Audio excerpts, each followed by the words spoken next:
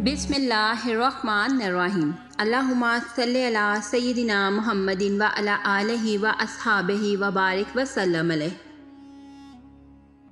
اللہ تعالیٰ نے تمام فرشتوں کو آدم علیہ السلام کو سجدہ کرنے کا حکم دیا، تو ابلیس نے تکبر میں آ کر سجدے سے انکار کیا اور پھر اپنے اس عمل بد کی انتہائی فبیح دلیل بھی پیش کی۔ اس پر اللہ تعالیٰ نے اسے ہمیشہ کے لیے لعنتی قرار دے دیا۔ ارشاد باری تعالیٰ ہے، اور ہم ہی نے تم کو ابتدا میں مٹی سے پیدا کیا اور پھر تمہاری شکل و صورت بنائی، پھر فرشتوں کو حکم دیا اور آدم کے آگے سجدہ کرو، تو سب نے سجدہ کیا سوائے ابلیس کے، وہ سجدہ کرنے والوں میں شامل نہ ہوا۔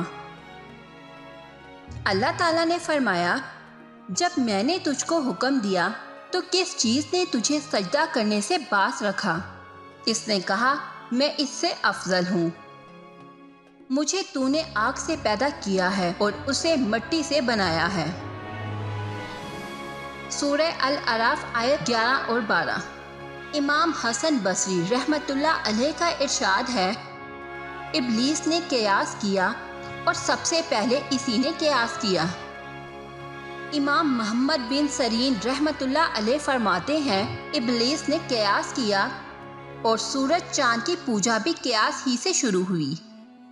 اس کا مطلب یہ ہے کہ اس نے اپنا اور آدم علیہ السلام کا موازنہ کرتے ہوئے اپنے آپ پر نظر ڈالی تو اسے اپنی ذات آدم علیہ السلام سے افضل معلوم ہوئی، اسی لیے وہ انہیں سجدہ کرنے سے رک گیا، حالانکہ تمام فرشتوں کے ساتھ ساتھ اسے بھی سجدہ کرنے کا حکم دیا گیا تھا۔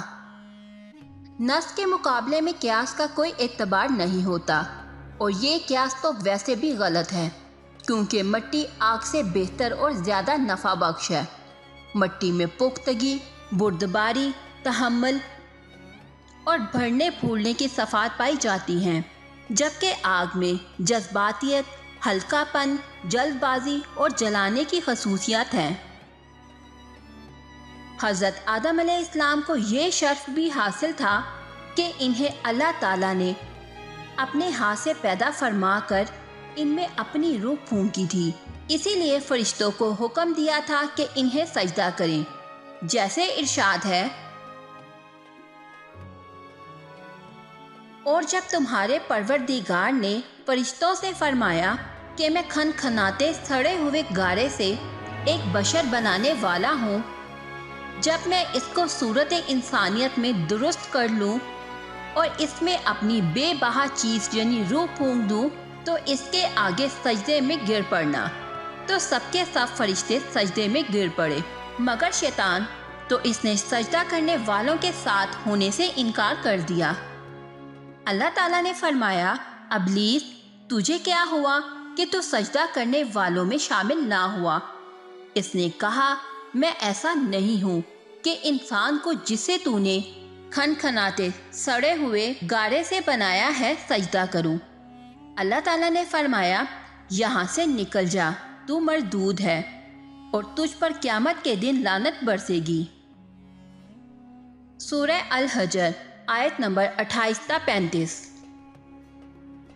ابلیس اس لیے لعنت کا مستحق ہوا کہ اس کے طرز عمل میں آدم علیہ السلام کی تنقیص و تحقیر اور ان پر فخر و تعلی کا اظہار ہے۔ حکم الہی کی مخالفت ہے، جبکہ آدم علیہ السلام کا نام لے کر سجدہ کرنے کا حکم دیا گیا تھا۔ پھر اس نے جو عذر پیش کیا وہ بھی بیکار، بلکہ عذر گناہ بدتر از گناہ کا آئینہ دار ہے۔ اللہ تعالیٰ نے سورہ بنی اسرائیل میں اس کا تذکرہ یوں فرمایا ہے، اور جب ہم نے فرشتوں سے کہا کہ آدم کو سجدہ کرو تو سب نے سجدہ کیا مگر ابلیس نے نہ کیا، کہنے لگا، بھلا میں اس شخص کو سجدہ کروں جسے تو نے مٹی سے پیدا کیا ہے؟ پھر طنز کہنے لگا، دیکھ تو یہ وہی ہے جسے تو نے مجھ پر فضیلت دی ہے، اگر تو مجھ کو قیامت کے دن تک کی مہلت دے تو میں تھوڑے سے شخصوں کے سوا اس کی تمام اولاد کی جڑ کاٹتا رہوں گا۔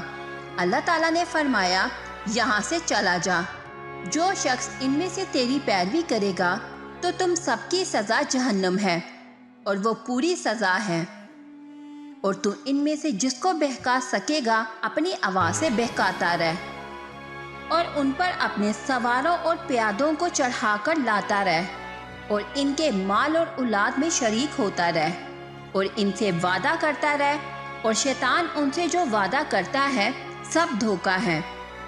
جو میرے مخلص بندے ہیں ان پر تیرا کچھ زور نہیں، اور اے پیغمبر تمہارا پروردگار کارساز کافی ہے۔ سورہ بنی اسرائیل آیت نمبر 61 تا 65۔